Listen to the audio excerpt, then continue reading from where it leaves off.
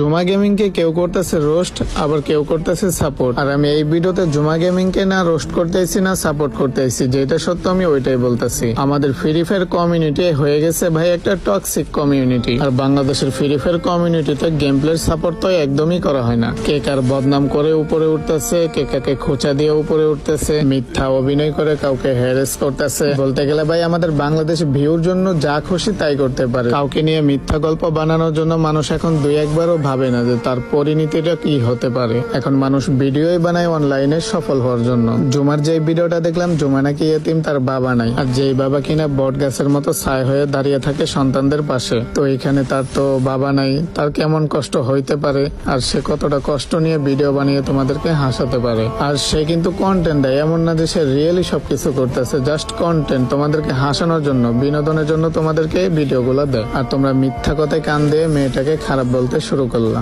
মিথ্যা গল্পগুলো শুনে এক এক করে তার কাছের মানুষগুলো তার থেকে দূরে সরে গেল, এক এক করে তাকে নিয়ে কটূক্তি করে কথাও বলা শুরু করলো। সবশেষে কি হলো, মেয়েটা যে নির্দোষ মেয়েটা সেটা প্রমাণ করে দেখালো।